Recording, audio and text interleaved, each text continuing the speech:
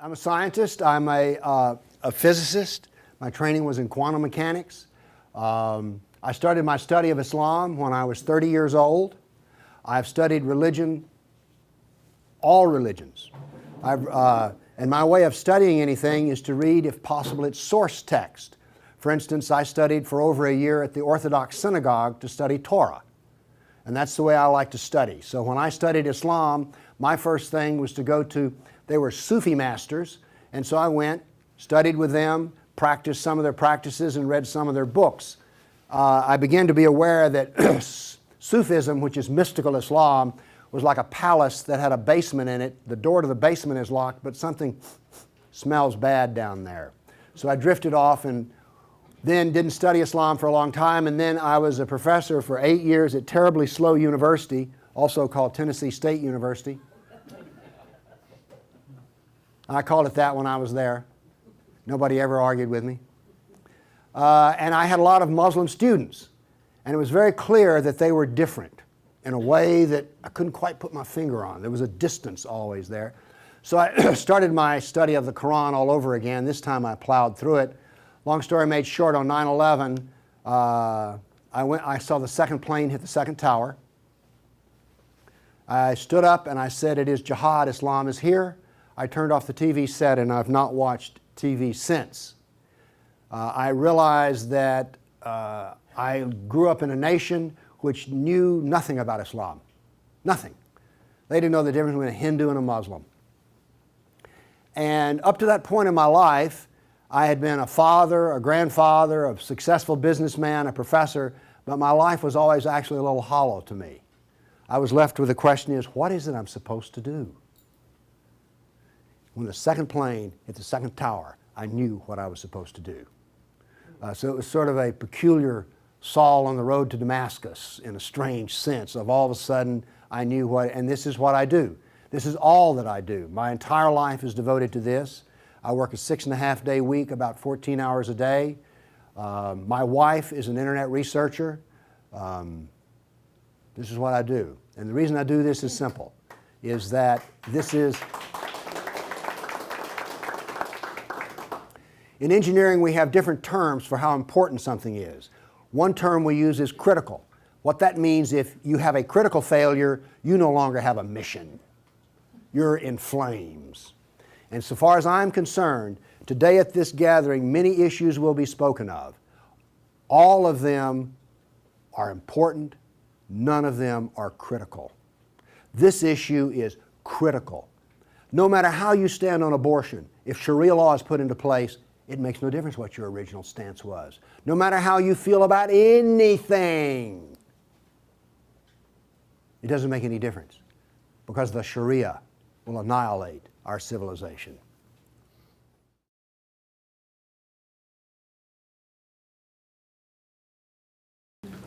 I was asked to speak today on the subject of radical Islam.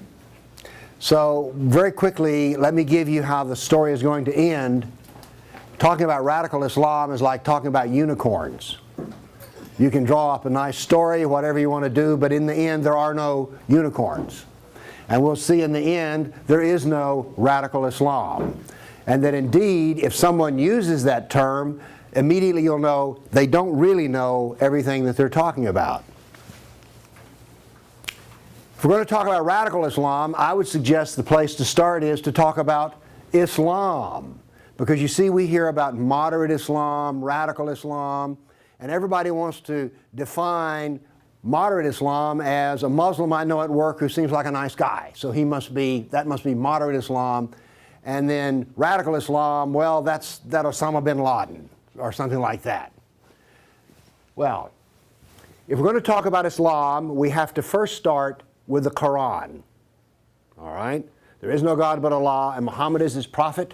And if we're going to study what that means, then we need to study the Quran. Now here's what's important, and this is critical to the whole discussion. There are two Qurans. There's an early Quran and a late Quran. The early Quran is written in Mecca. The late Quran is written in Medina, and they are radically different books. Hence, we have this business. This leads to the asking of the question, what is the real Islam?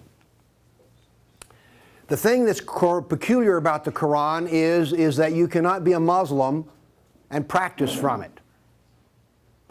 Everyone's heard about the 5 pillars of Islam, all right? Well, using the Quran, it is not possible to practice any of those 5 pillars. However, there's 91 verses in the Quran which say every Muslim is to lead their life identical to that of Muhammad. They're to pattern their life after him. In Christianity, it's sometimes said that the proper ethical question is, what would Jesus do? Inside of Islam, there's another question, what did Muhammad do? Because we know so much about Muhammad, we have his biography and we have his traditions. And the hadith are what his traditions are, and these hadith can be, the shortest one is, war is deceit. And the longest one's about 1.5 pages, a letter he wrote to a Byzantine ruler. So all of the hadith are little stories. The Sirah is his biography, 800 pages of fine print. Between the hadith and the Sirah, we know more about Muhammad than we do George Washington. We know Muhammad's most intimate habits. When I say his most intimate habits, how he went to the bathroom, how he had sex, what foreplay was like for him, all right? How he lay on his back. When he spit, did he spit to the left or the right? How did he drink a glass of water? We know all of these things about Muhammad because every Muslim is to do everything as he did it. Hence the question, what did Muhammad do? Now you'll notice that the Quran, which is on this, so we have Hadith, Sirah, Quran, and the Quran looks small in comparison to them. Oh, before we go further, I have found that when I say Islam, people think Muslim. As a matter of fact, this turns out to be one of the critical things about any discussion of Islam in America. People do not know what Islam is, in spite of the fact it has a definition. And so instead, Islam is whatever Muslims do. So if I'm talking about Islam and I say something about Islam that they go, ooh, that's kind of horrifying, they say, oh, Bill, when you say that Muhammad averaged an event of violence on the average of every 6 weeks for the last 9 years of his life, that's hate speech. And you're hating Muslims. How come a statistical fact is hate speech? And how come I'm talking about a book, the Sirah and the Hadith, and they're confusing it with a Muslim?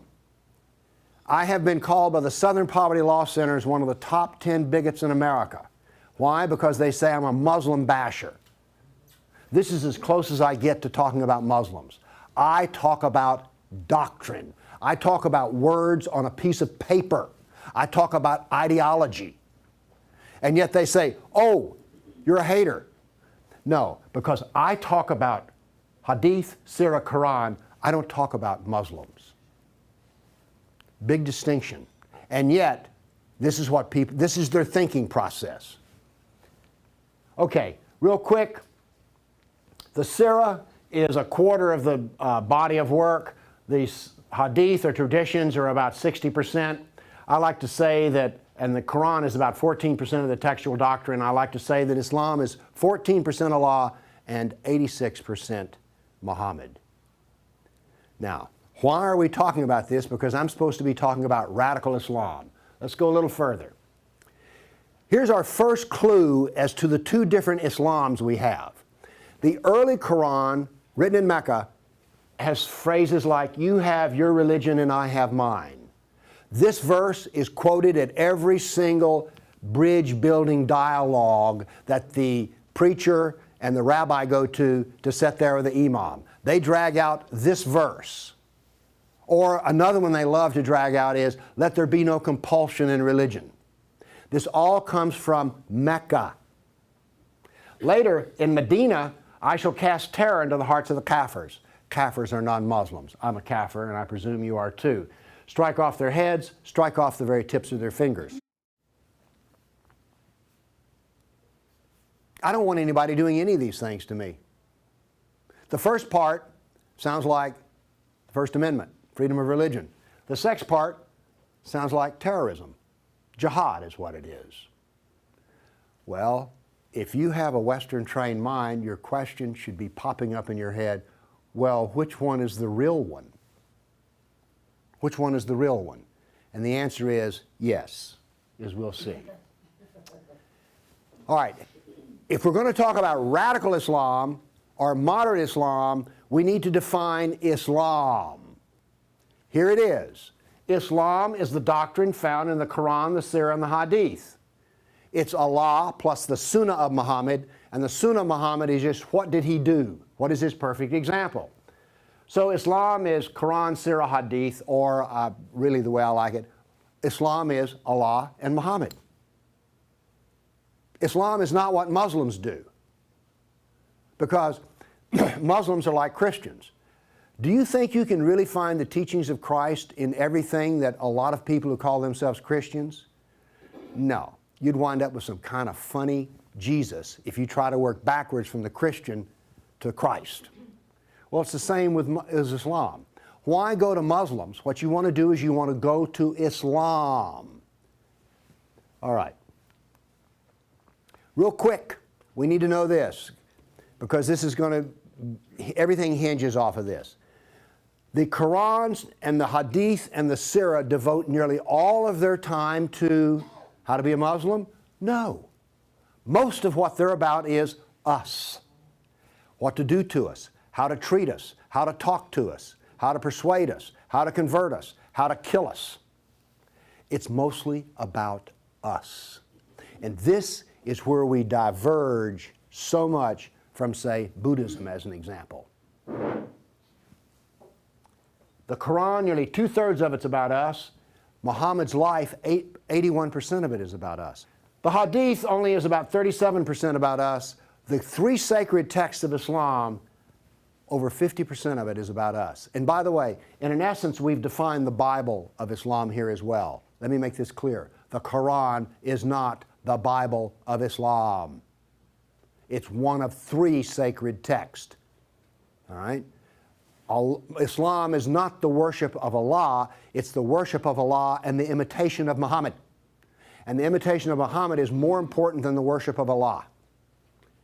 Okay, so that's about us, and here's why that's important. Political Islam is the Islamic doctrine that deals with the kafir, which is all I care about. I don't care about how to pray in Islam. I don't care about that at all. What I care about is how I am treated. Well, gosh, that sounds a little egocentric, doesn't it, Bill? Yeah, call it that if you want to, but I want to know the part of Islam that is about me. Political Islam. Because I am not included in the religion, nor are you. But you are included in this part of Islam. And this is why we're involved with Islam. If Islam were just Mecca, I wouldn't be here. I'd be in my wood shop, which is where I was on 9/11. Okay. Cast terror into their hearts. That's a verse about jihad. Now, you have been led to believe that jihad is, there's 2 or 3 verses, and then there's all that violence in the Old Testament. Okay? Well, first off, notice something about the jihad. In Mecca, there is no jihad. That is, in Muhammad's early religious day, there was no talk of jihad. It was, let there be no compulsion in religion. Then he turned to jihad in Medina. Notice that 2/3 of his biography is about killing kafirs. And 21% of the hadith is about killing kafirs. This is not insignificant. Nearly 1/3 of the total trilogy is about jihad. Now, maybe we're getting a little insight here into maybe how we're going to be working around to radical Islam here, because quite frankly, jihad is radical, but it's very precisely radical. Now, there's something else about that we need to understand. Early Quran written in Mecca is very Jewish, pro-Jewish. Later, it's very anti-Jewish. And this we want to pay attention to, because it turns out that when we look at the anti-Jew text, it's a total of 9%, whereas Mein Kampf, the gold standard, is only 7%. Now then, here's the question. Is Islam pro-Jewish or anti-Jewish? Yes, it's both. Here's a growth curve. I'm a scientist and I've been a businessman. It's very interesting to plot growth. What do you notice immediately, even if you can't see anything, that this is two separate stages of work here. You have your early, you have your latter. In his early days, Muhammad preached the peace of Islam and got 150 people to follow him. 150 over a 13-year period. That's about 10 a year. He moved to Medina, where he became a warlord, a jihadist, and when he died, every Arab was a Muslim. Translation, religion was a failure. Peace was a failure. Jihad was an overwhelming success. Let's summarize it all. I call this dualism. Anti-Jew, Mecca, almost none. Medina, a lot. Jihad in Mecca, none. In Medina, a lot. The growth, no jihad, and then all jihad. The Bible, you have your religion, I have mine, I shall cast terror. Let's go back to what I'm talking about. Radical Islam. Radical Islam is nothing more than the Islam of Medina. Moderate Islam is the Islam of Mecca. So that's this dualism that we have. Notice that everything I'm telling you about has nothing to do with people. It has to do with doctrine, words on paper. So, Islam is dualistic. There is Meccan Islam and there is Medinan Islam. One's a big smile and the other is I'll take you down however I can. Which is the real Islam? Again, the proper answer is yes. That's the proper Islam. Radical Islam is Medinan Islam, modern Islam is Meccan, and of course, which one is real? They're both real. Here's why we want to talk about this. This is not an idle discussion. I have plotted the growth of Islam in countries where there is no Christianity left anymore. This is a plot of Turkey. Turkey used to be called Anatolia. It was the site of the 7 churches of Asia. Saul was from Tarsus. Tarsus was in Asia Minor, or Anatolia. Anatolia was Greek and Christian until Islam invaded.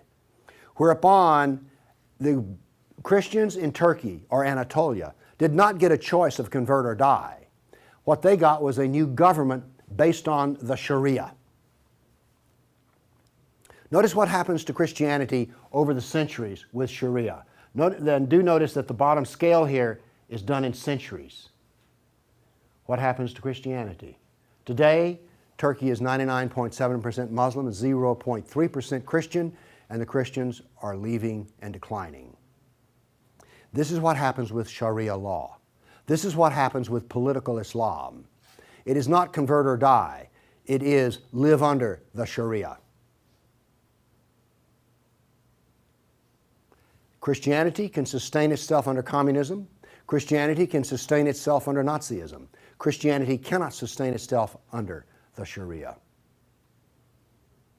Obviously, this fact is not well understood anywhere in the state of Tennessee, because when the governor made 2 appointments, one that talked about Sharia finance, and now then he has decided that the voice of Islam will be represented only by Muslim Brotherhood, American Muslim Advisory Council.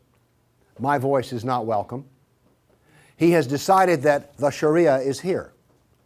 What is the problem? Does every pulpit rise up in insurrection and say, no, the Sharia will destroy Christianity and will destroy politics as we know it in Tennessee? No.